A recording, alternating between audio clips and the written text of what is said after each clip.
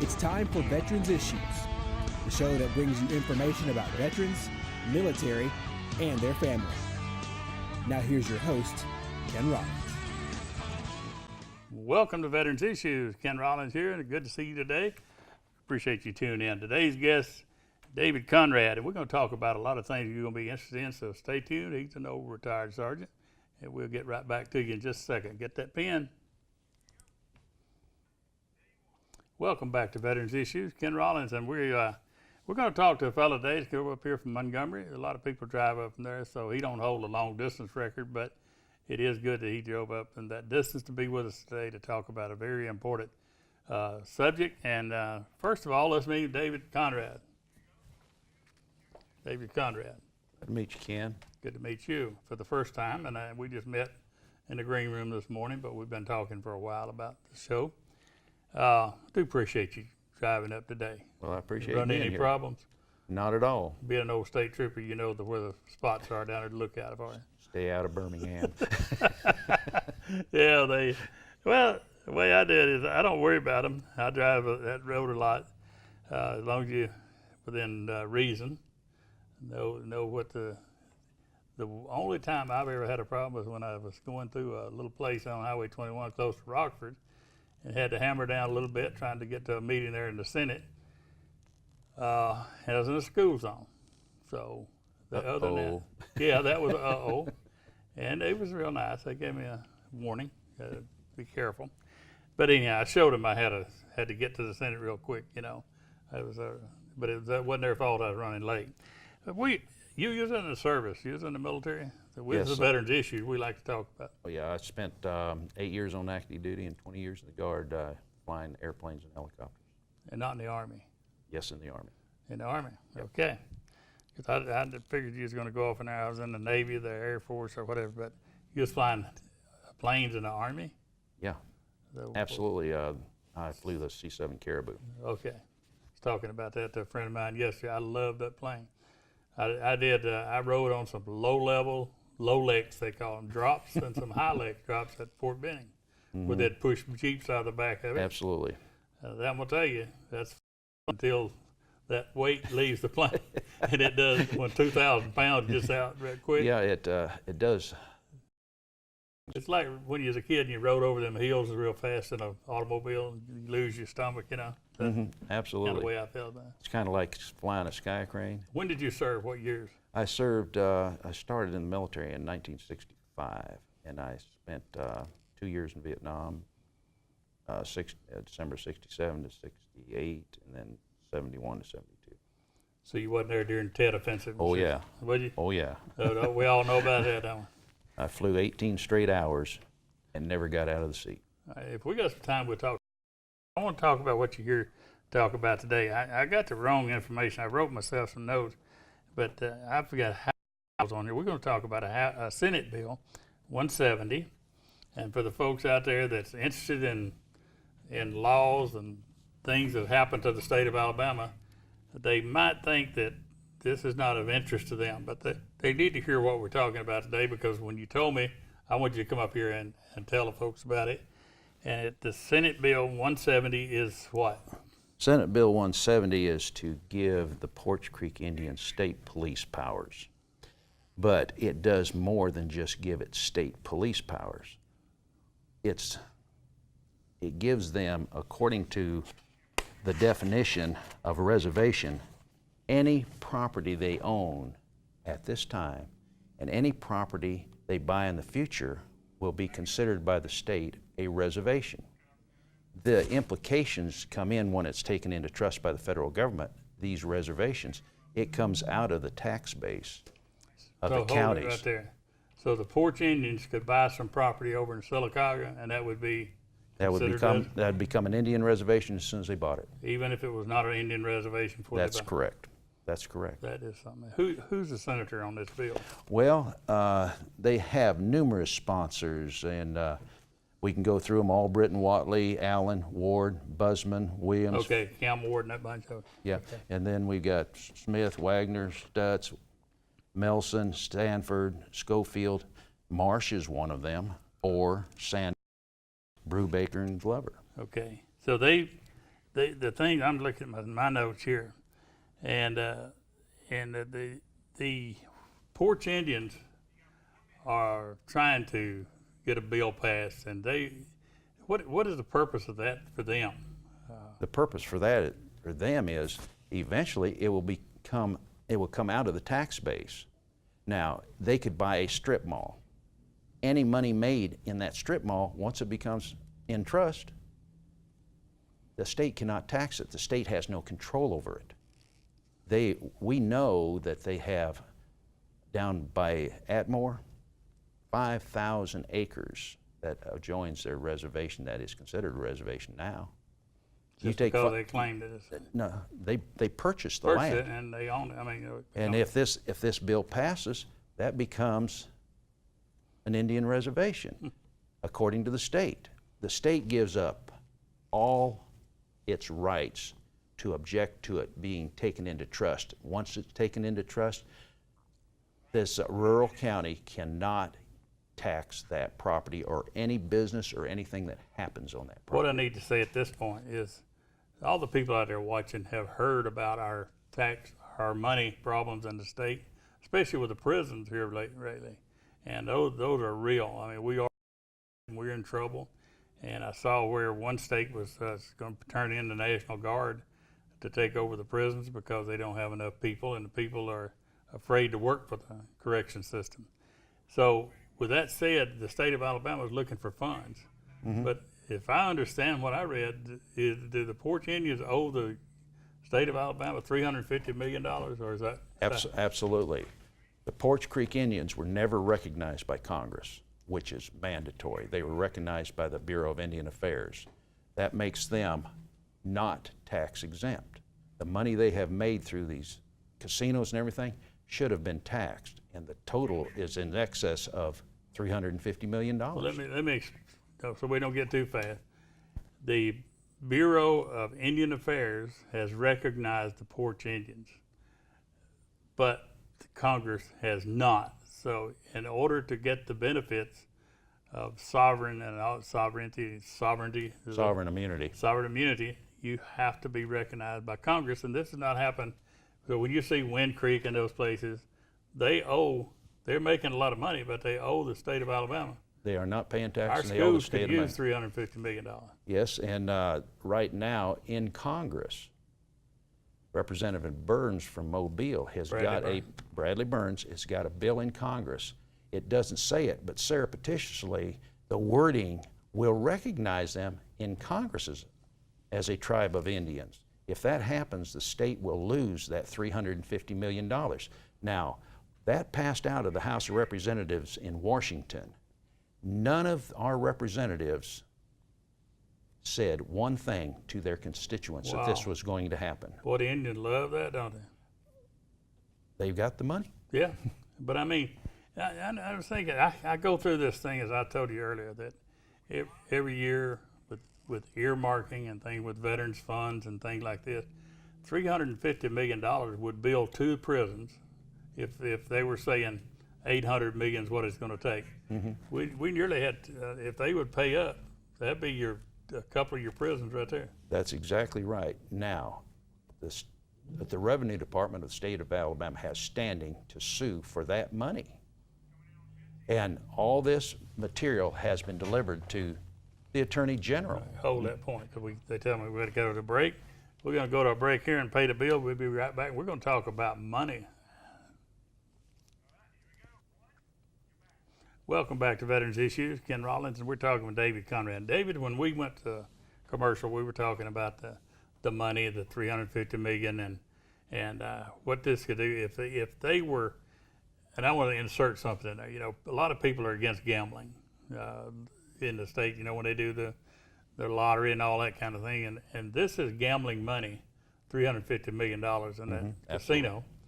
So if you want to say that's bad money, prisons are for bad people. We could take that bad money, take care of the bad guys in the prison. But I'm serious. We got a dangerous situation out there with. We absolutely do. And so here's your answer, and I say to the legislature that's watching out there, take this thing and run with it. Get the money that we're owed. We're going to get it down the street and get what we owed. The Attorney General has the capability of taking this to court. Steve Marshall. Absolutely. You listen, Steve? They have the ability to take it to court. The information has been delivered to him. Whether what he does, you'll have to ask him. I have this as talking as a point to discuss, but I remember that Attorney General Strange was involved in something that passed. Absolutely, he was, but You laughed. You did. I laugh because the document, the judge's ruling, we can go to it. If I can find it real quick. He says in one part, absent any contrary contention, it is presumed for the purpose of this opinion that if the casinos are on Indian lands, they are also in Indian country. He never sued this. He sued on nuisance laws of state of Alabama. Well, I don't know why. that's between him and whatever. But I know him and Bob Riley didn't see eye to eye on what he had got. Absolutely not. And it comes down to they are not recognized. This 2009 Supreme Court ruling, Carcieri versus Salazar, says that they cannot have land taken in trust for them. Supreme Court ruling. It should have ended it in 2009, but it didn't. Wow. So it's written. This is not something where somebody has to go out and do research on it. You got it right there showing. I've got it right here. Yeah, it's saying Senator Marsh, Senator Ford, these people are sitting here not paying their dues to the state of Alabama.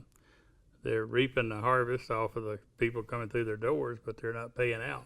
They're not paying any taxes, and the illegally is what I'm saying. The state bill will give them reservations all over the state. So no matter where you are not safe from having, if you dislike a casino, well, you like a casino. I'm not answering that question. You will have no choice. So with this, could they come into just any property in Etowah County or anywhere else and say, and set up there and say, we are a reservation? Absolutely, absolutely. I talked to a man by the name of Donald Craig Mitchell. Since 1972, he has practiced law in Alaska and Washington, D.C., and his expertise, he's considered the expert on Indian law. He looked at this bill that is in the Senate, and he didn't say anything for a second. I was talking to him on the telephone, and he says, "Are they seriously doing this?" Yeah.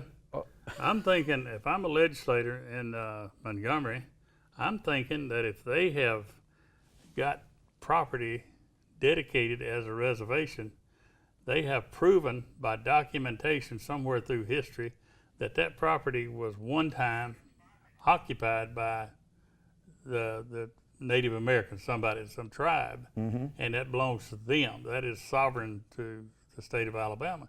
Is that not what you think that most of the legislatures believe? Well, I think there is. That's what I I think there is sympathy for the Indians, Yeah. but unfortunately, what happened back in 1830, we can't be held responsible today. Now, take the Atmore Casino. When the Bureau of Indian Affairs, not Congress, declared it a tribe illegally, our tax money bought 171 acres where the Bingo Palace was built. Not the 18 acres that George Wallace offered to them.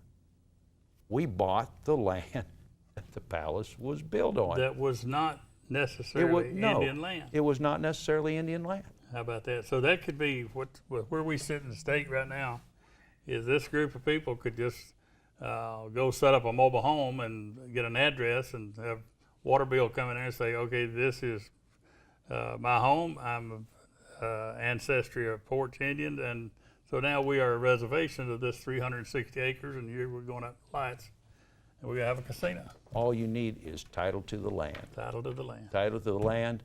The state has removed all objection to it being taken into trust by the federal government. They take it into trust, and no more taxes are paid.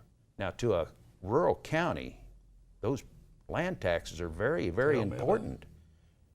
Structure their schools. Well, the $350 million is based on what taxes would that be? Strictly on business income tax. But you got to understand, you're talking about sales tax, you're talking about cigarette tax, Right. you're talking about So there's a lot all more the- than 350 million. there's no limit. We don't know. And the worst part about it is when I asked the legislature how much property do they have, nobody could tell me. And I said, wouldn't it be a good idea to know before you pass this bill? And they just kind of shrugged their shoulders. I don't think, knowing some of the legislature, I don't think this is high on their radar because they don't see it for what it really is. Now, to be fair with some of the legislators, when you read this, unless you're really astute, you can read right over it. Yeah. But now the people that are pushing this bill, they tried to pass this bill last year, and myself and another individual were able to beat it back. This year, it's going even faster. Now, it's the same thing. So surely they're familiar with the fact that what it says in the bill. So what do we need? What do we need our people to do that's watching this to call their senator? You need to call Say to oppose bill. opposed bill, Senate Bill 170, and there's a House Bill 149. It's the same bill Yeah, in the state of Alabama. in the state of Alabama. SB Oppose that. 170 and 149. House bill. And then the bill that's in Congress, Richard Shelby said he was against it becoming law. Call Richard Shelby's office and encourage him to keep that stance. Yeah. If this does not become law, we can save the I wonder where $350 million. Doug Jones stands. I have no idea. But if this becomes law in Washington, they have just given away $350 million This of is tax money money. for schools, money for Money for whatever any- the state for needs it whatever. for. And again, I keep going back to the prisons because it's not going to go away. We're going to keep our prison population Absolutely not. is growing, it's not decreasing. So we're going to. Absolutely. We got a minute. I want to make sure we cover everything that. What are we missing here? That what we won't take people to take away from this that they're being shafted in the state of Alabama. Well, they aren't That's being not told. anything new. They aren't being told the truth. Yeah. What you need to take away from this is call your senator and say the Porch Creek Indian bill in Washington, Senator Shelby's office, do not number vote for it. HR 1532. Got that HR 1532. And call your state senators and tell them SB 170. Okay. I appreciate you coming all the way up here and doing this, and I hope people have got something out of this. And we will keep talking about it as time goes on a weekly thing. We got to go to a break. Come back. I got news you can use. Welcome back to Veterans Issues. And I do appreciate David from coming up here, and hope you got something out of that because we know where the money is now. I do, so I'm gonna be telling you a lot about that in the future. Somebody says we hadn't got that money, them $350 million. I know what rock it's hidden under. Let me remind you what I do each week of this young fella and let me say this too. I do not get any funds from him. He's just a good young man making a hard attempt out there to make a living.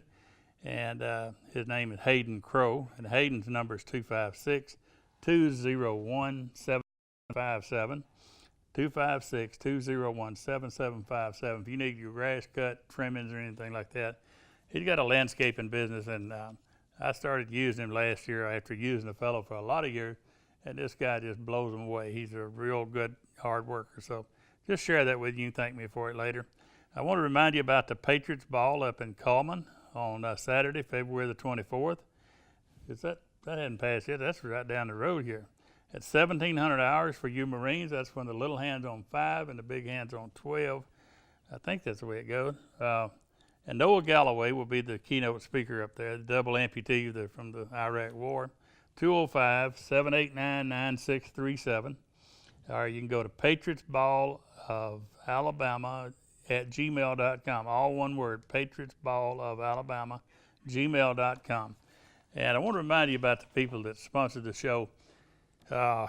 They do it for a reason. And I've known this guy for 30-something years. He's Mac Huckabee that owns Superior Hyundai. And they give a discount to the veterans and military first responders, and the teachers, and to new buyers. But if you say you saw this, if you go up there with your tax return to buy that new car, tell them you saw that on Veterans Issues, and they'll give you $500 more off of it. So I'm going to give you $500, and you can thank me later. But that's not only that, but if you buy one of those Hyundais, you're going to thank me anyhow. But Superior Hyundai, remember them. They're the one that makes this available, this show available for you. The VA hotline, I got to give you this number. I want you to keep it somewhere handy. It's 855-948-2311, 855-948-2311. That's the one at the White House for all things veteran, including crisis line. But the real crisis line is 1-800-273-8255, and when the voice comes on, press 1. That's if you know someone is in a crisis, or you're in a crisis and you're a veteran, and you feel like you're going to harm yourself or others. That's a number to call. And we're losing 22 veterans a day who take their lives. Call this number, and you might have a different perspective on things. I want to tell you about a group that Ross Winter, those of you that know him in Collin County, is a businessman. Ross had formed an organization a couple of years ago called Wounded Warriors of Alabama at gmail.com. Wounded Warriors of Alabama at gmail.com. Phone number 256-458-2715. And if you go a veteran that's got trouble, having a problem, anything, you don't have to be a wounded warrior. You just, if you know a veteran in trouble, call that number, talk to Ross, or call me, and I'll put you in touch with them. So it's great to have an organization like that don't have a lot of lines that you have to stay within. It's just if you're a veteran in need. A lot of people have the Lowe's discount. If you want to get that Lowe's discount now, you go to lowes.com/military and log in, and then from now on, when you go in, you don't use any paperwork. You give them your phone number, and that's it. And the Firefighters Memorial, we're going to. I want to get that. I wish we had time to put the law enforcement tag up, but when you get ready to get a tag, and think about that looks good on your card. Tell everybody you support those that lost their life in the line of duty, and we'll see you here next week on Veterans Issue. But this salute goes out to the folks that are doing the Southern Gospel Week on March 1, 2, and 3. We'll see you next week on Veterans Issues. We're gone. Salute.